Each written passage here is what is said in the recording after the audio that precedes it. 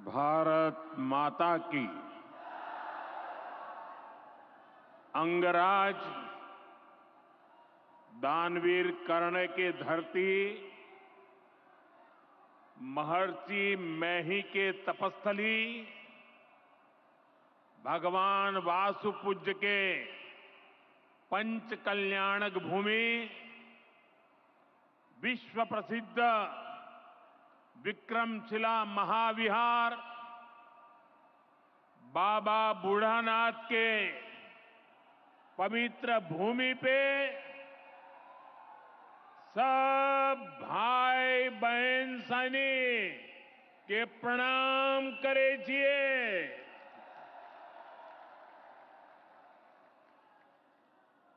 मंच पर विराजमान राज्यपाल श्रीमान आरिफ मोहम्मद खान जी, बिहार के लोकप्रिय एवं बिहार के विकास के लिए समर्पित हमारे लाडले मुख्यमंत्री नीतीश कुमार जी, केंद्रीय मंत्रिमंडल में मेरे सहयोगी शिवराज सिंह चौहान जी, जीतन राम मांझी जी, ललन सिंह जी, गिरिराज सिंह जी, चिराग पासवान जी, राज्य मंत्री श्रीमान रामनाथ ठाकुर जी, बिहार सरकार के उप मुख्यमंत्री सम्राट चौधरी जी, विजय सिन्हा जी, राज्य के अन्य मंत्री एवं जनप्रतिनिधिगण, उपस्थित महानुभाव और बिहार के मेरे प्यारे भाइयों और बहनों, आज हमारे साथ देश के कोने कोने में कई मुख्यमंत्री, कई मंत्री और करोड़ों करोड़ों किसान भी आज इस कार्यक्रम में हमारे साथ जुड़े हुए हैं। मैं उन सबको भी आदरपूर्वक नमन करता हूं। साथियों, महाकुंभ के समय में मंदरांचल की इस धरती पर आना अपने आप में बड़ा सौभाग्य है। इस धरती में आस्था भी है, विरासत भी है और विकसित भारत का सामर्थ्य भी है। ये शहीद तिलका मांझी की धरती है, ये सिल्क सिटी भी है। बाबा अजगैबीनाथ की इस पावन धरा में इस समय महाशिवरात्रि की भी खूब तैयारियां चल रही हैं। ऐसे पवित्र समय में मुझे पीएम किसान निधि की एक और किस्त देश के करोड़ों किसानों को भेजने का सौभाग्य मिला है।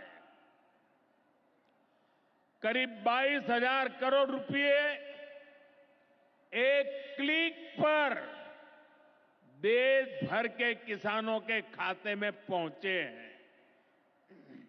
और जैसे ही अभी मैंने क्लिक दबाई, मैं देख रहा था यहां पर भी जो राज्यों के दृश्य दिख रहे थे, यहां भी कुछ लोगों की तरफ मेरी नजर गई। वो फटाफट अपने मोबाइल देख रहे थे कि पैसा आया कि नहीं आया, और तुरंत उनकी आंखों में चमक दिखाई देती थी। साथियों, आज जो किसान सम्मान निधि दी गई है, इसमें बिहार के भी 75 लाख से अधिक किसान परिवार है। बिहार के किसानों खाते में आज सीधे करीब 1600 करोड़ रुपए उनके खाते में पहुंच चुके हैं। मैं बिहार और देश के सभी किसान परिवारों को बहुत बहुत शुभकामनाएं देता हूं, बधाई देता हूं।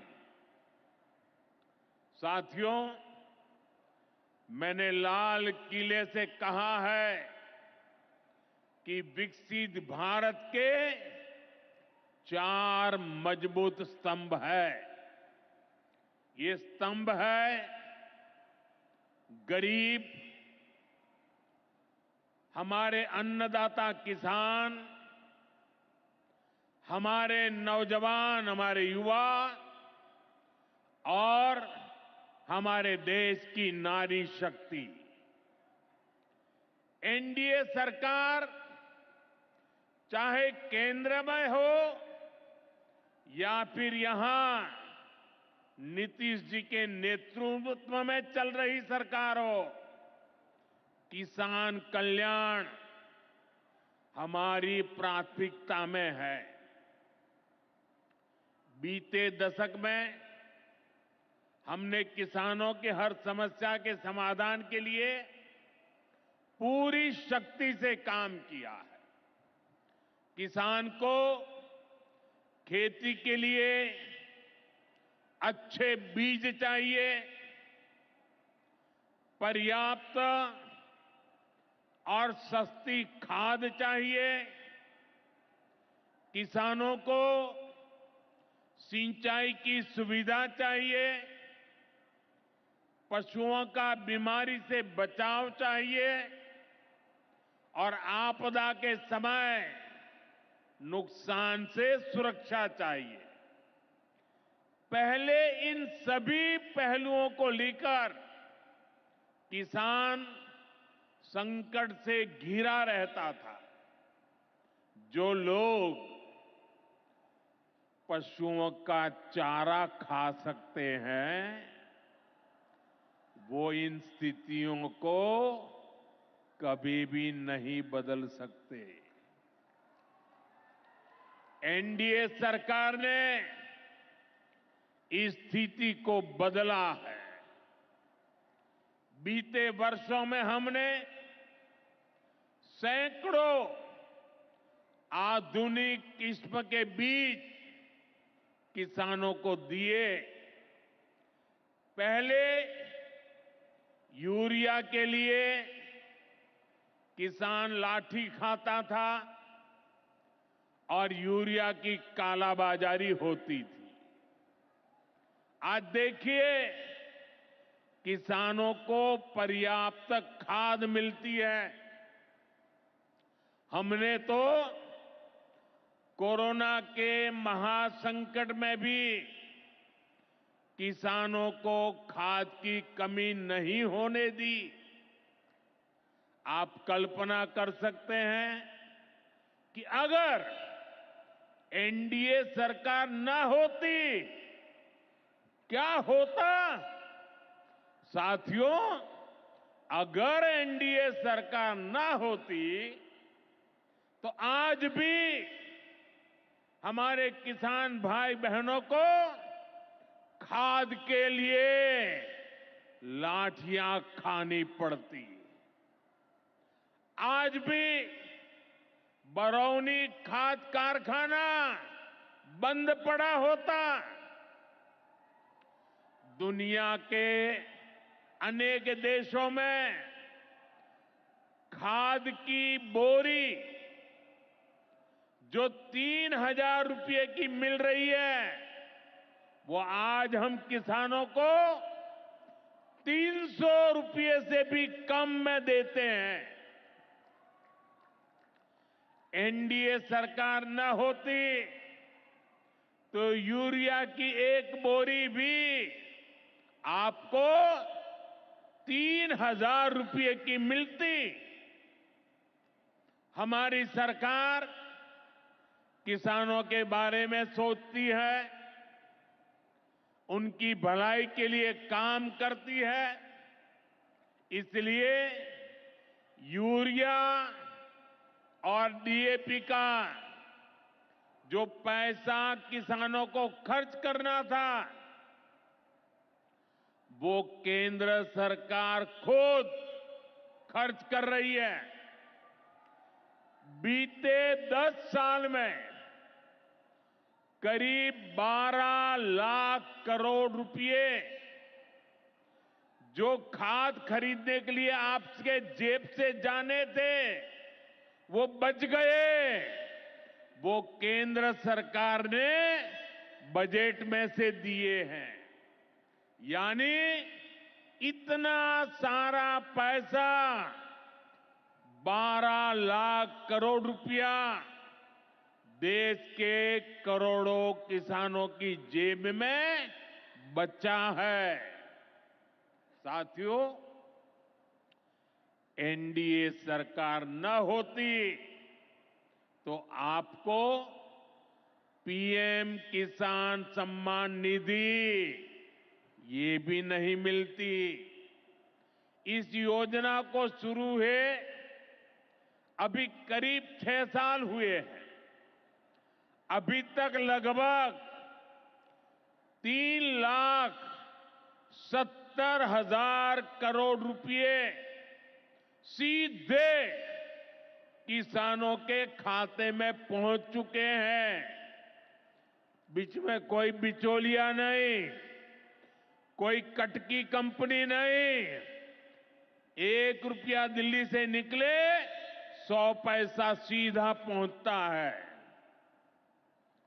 ये आप जैसे छोटे किसान हैं, जिनको पहले सरकार की योजनाओं का पूरा लाभ नहीं मिल पाता था। छोटे किसानों का हक भी बिचौलिए हड़प कर लेते थे। लेकिन ये मोदी है, ये नीतीश जी है, जो किसानों के हक का किसी को नहीं खाने देंगे।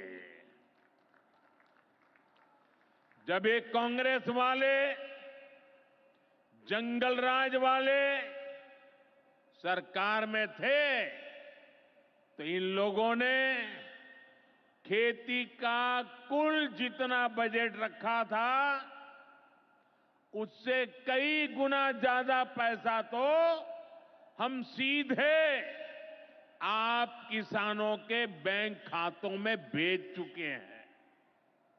ये काम कोई भ्रष्टाचारी नहीं कर सकता है। ये काम वही सरकार कर सकती है जो किसान कल्याण के लिए समर्पित है। साथियों, कांग्रेस हो, जंगल राज वाले हो, इनके लिए आप किसानों की तकलीफ भी कोई मायने नहीं रखती। पहले जब बाढ़ आती थी, सूखा पड़ता था, ओला पड़ता था, तो ये लोग किसानों को अपने हाल पर छोड़ देते थे।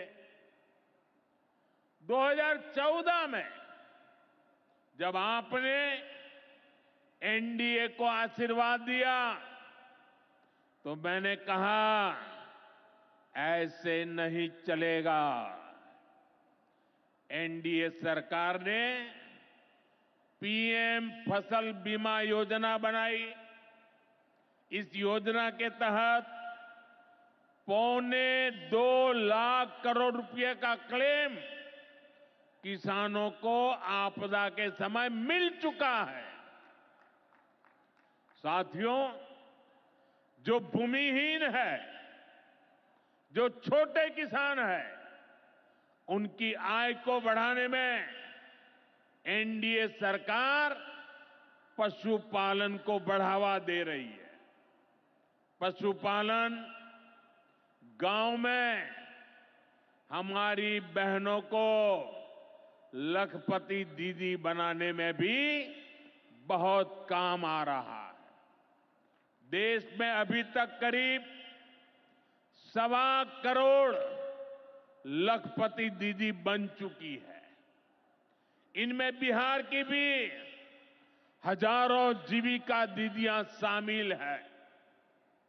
बीते दशक में भारत में दूध उत्पादन 14 करोड़ टन से बढ़कर, ये याद रखिए, 10 साल में 14 करोड़ टन दूध उत्पादन से बढ़कर के 24 करोड़ टन दूध उत्पादन हो रहा है।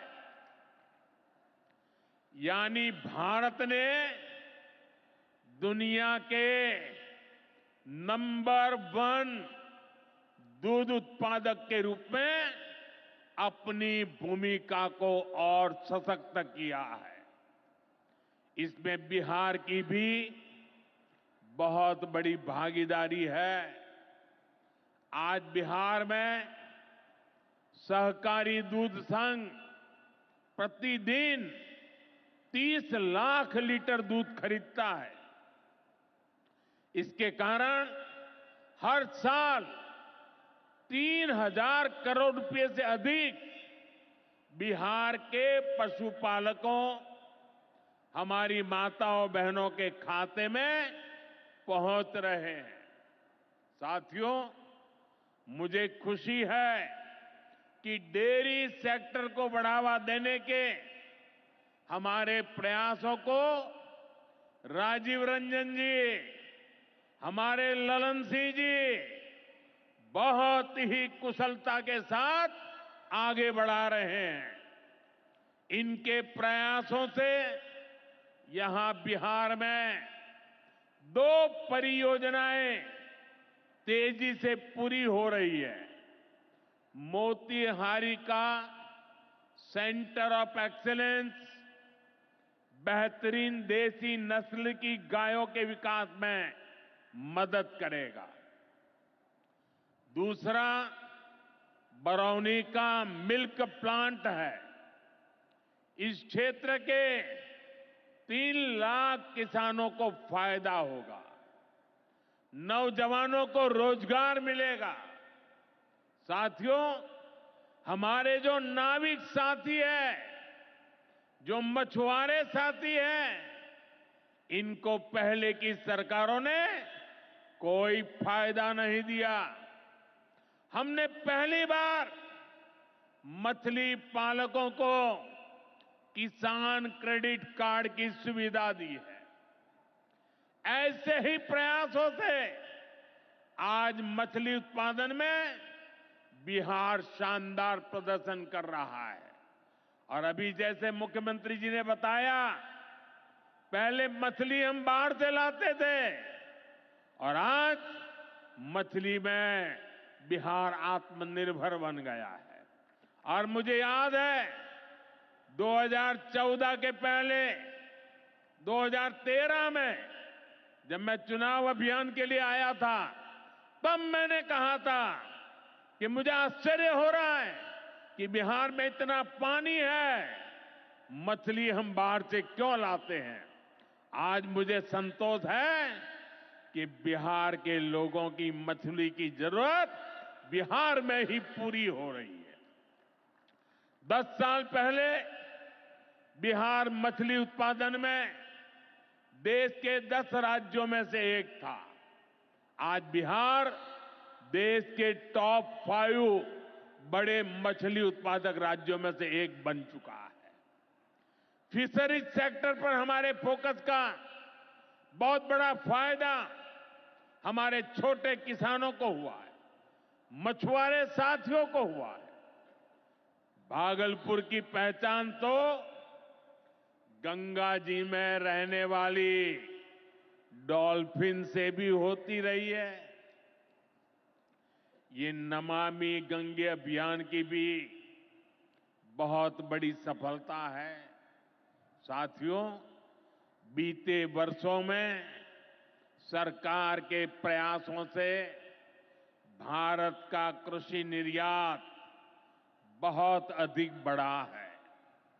इससे किसानों को उनकी उपज की ज्यादा कीमत मिलने लगी है। कई कृषि उत्पाद ऐसे हैं जिनका पहली बार निर्यात शुरू हुआ है, एक्सपोर्ट हो रहा है। अब बारी बिहार के मखाना की है। मखाना आज देश के शहरों में सुबह के नाश्ते का प्रमुख अंग हो चुका है। मैं भी 365 दिन में से 300 दिन तो ऐसे होंगे कि मैं मखाना जरूर खाता हूं। ये एक सुपर फूड है जिसे अब दुनिया के बाजारों तक पहुंचाना है। इसलिए इस वर्ष के बजट में मखाना किसानों के लिए मखाना बोर्ड बनाने का ऐलान किया गया है। ये मखाना बोर्ड मखाना उत्पादन, प्रोसेसिंग, वैल्यू एडिशन और मार्केटिंग ऐसे हर पहलू में बिहार के मेरे किसानों की मदद करेगा। साथियों, बजट में बिहार के किसानों और नौजवानों के लिए एक और बड़ी घोषणा भी की गई है। पूर्वी भारत में फूड प्रोसेसिंग इंडस्ट्री को बढ़ावा देने के लिए बिहार एक बड़े केंद्र के रूप में उभरने वाला है। बिहार में national institute of food technology and entrepreneurship की स्थापना की जाएगी। यहां बिहार में कृषि के क्षेत्र में 3 नए सेंटर ऑफ एक्सेलेंस की भी स्थापित किए जाएंगे। इनमें से एक हमारे भागलपुर में ही स्थापित होगा। यह सेंटर आम की जर्दालू किस्म पर फोकस करेगा। 2 और केंद्र मुंगेर और बक्सर में बनाए जाएंगे, जो टमाटर, प्याज और आलू किसानों को मदद देंगे। यानी किसान हित के निर्णय लेने में हम कोई कसर बाकी नहीं छोड़ रहे।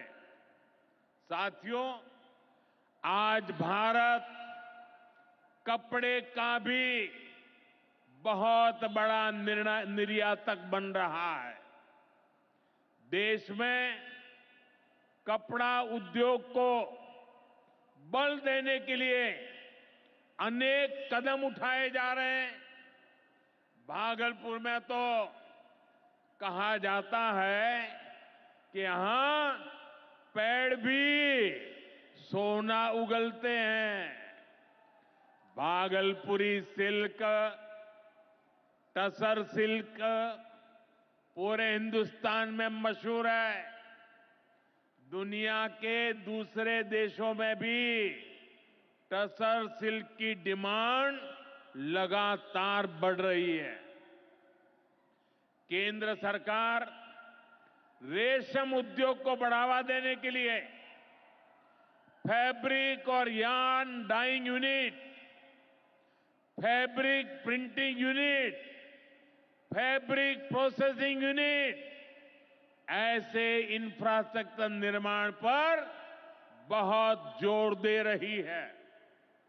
इससे भागलपुर के बुनकर साथियों को आधुनिक सुविधाएं मिलेगी और उनके उत्पाद दुनिया के कोने कोने में पहुंच पाएंगे। साथियों, बिहार की एक और बहुत बड़ी समस्या का समाधान एनडीए सरकार कर रही है। नदियों पर पर्याप्त पुल न होने के कारण बिहार को अनेक समस्याएं होती है। आपको आने जाने में दिक्कत ना हो, इसके लिए हम तेजी से काम कर रहे हैं। अनेकों पुल बनवा रहे हैं। यहां गंगा जी पर 4 लेन के पुल के निर्माण का भी तेजी से काम चल रहा है। इस पर 1100 करोड़ रुपए से ज्यादा खर्च किए जा रहे हैं। साथियों, बिहार में बाढ़ से भी बहुत नुकसान होता है। इसके लिए भी हमारी सरकार ने हजारों करोड़ रुपए के प्रोजेक्ट स्वीकृत किए हैं। इस वर्ष के बजट में तो पश्चिमी कोसी नहर ERM परियोजना के लिए मदद देने की घोषणा की गई है। इस परियोजना से मिथिलांचल क्षेत्र में 50,000 हेक्टेयर भूमि सिंचाई के दायरे में आएगी। इससे लाखों किसान परिवारों को लाभ होगा। साथियों, एनडीए सरकार किसानों की आय बढ़ाने के लिए अलग अलग स्तर पर काम कर रही है।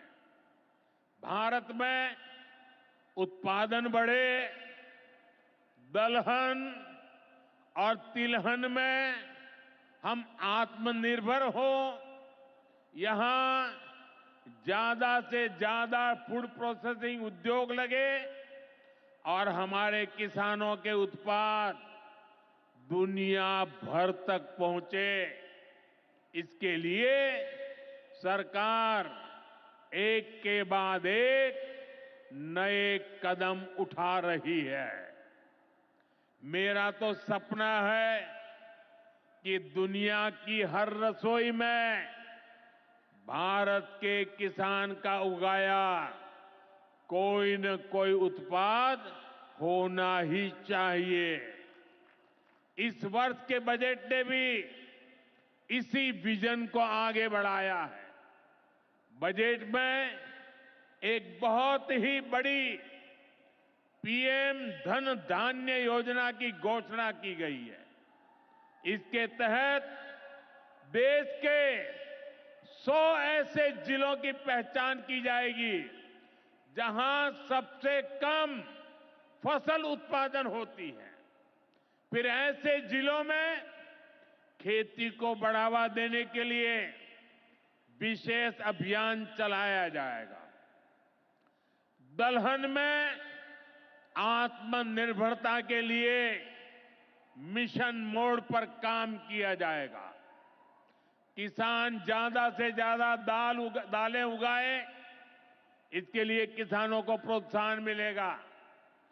दालों की एमएसपी पर खरीद को और अधिक बढ़ाया जाएगा। साथियों, आज का दिन एक और वजह से बहुत खास है। हमारी सरकार ने देश में 10,000 एफपीओ किसान उत्पादक संघ बनाने का बड़ा लक्ष्य रखा था। आज मुझे ये बताते हुए खुशी है कि देश ने इस लक्ष्य को प्राप्त कर लिया है। आज बिहार की भूमि 10,000वें एफपीओ के निर्माण की साक्षी बन रही है। मक्का, केला और धान पर काम करने वाला ये एफपीओ खगड़िया जिला में रजिस्टर हुआ है। एफपीओ सिर्फ एक संगठन नहीं होता, एक किसानों की आय बढ़ाने वाली अभूतपूर्व शक्ति है।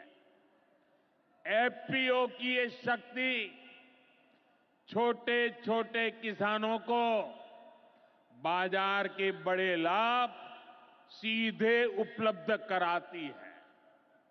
एफपीओ के जरिए आज तमाम ऐसे अवसर हमारे किसान भाइयों बहनों को सीधे मिल रहे हैं जो पहले उपलब्ध नहीं थे। आज देश के करीब 30 लाख किसान एफपीओ से जुड़े हैं और बड़ी बात यह कि इसमें करीब 40% हमारी बहनें हैं। ये एफपीओ आज कृषि क्षेत्र में हजारों करोड़ रुपए का कारोबार करने लगे हैं। मैं सभी 10,000 एफपीओ के सदस्यों को भी बहुत बहुत बधाई देता हूं। साथियों, एनडीए सरकार बिहार के औद्योगिक विकास पर भी उतना ही बल दे रही है। बिहार सरकार भागलपुर में जो बहुत बड़ा बिजली कारखाना लगा रही है, उसको कोयले की भरपूर आपूर्ति की जाएगी। इसके लिए केंद्र सरकार ने कोल लिंकेज को स्वीकृति दे दी है। मुझे पूरा भरोसा है कि यहां पैदा होने वाली बिजली बिहार के विकास को नई ऊर्जा देगी। इससे बिहार के नौजवानों को रोजगार के नए अवसर मिलेंगे। साथियों, पूर्वोदय से ही विकसित भारत का उदय होगा और हमारा बिहार पूर्वी भारत का सबसे अहम स्तंभ है। बिहार भारत की सांस्कृतिक विरासत का प्रतीक है।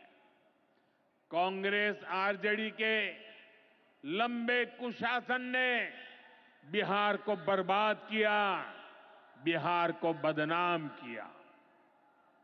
लेकिन अब विकसित भारत में बिहार का वही स्थान होगा जो प्राचीन समृद्ध भारत में पाटलिपुत्र का था।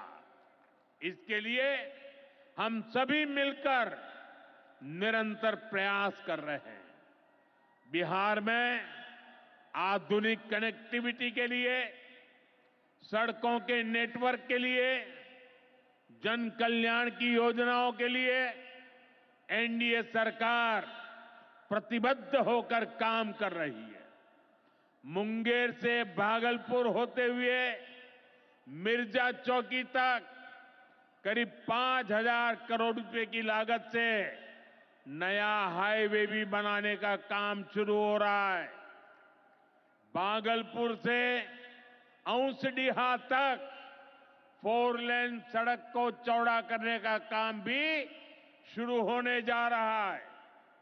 भारत सरकार ने विक्रमशिला से कटारिया तक नई रेल लाइन और रेल पुल को भी स्वीकृति दे दी है।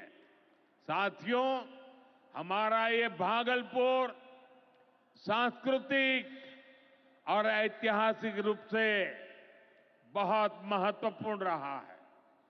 विक्रमशिला विश्वविद्यालय के कालखंड में ये वैश्विक ज्ञान का केंद्र हुआ करता था।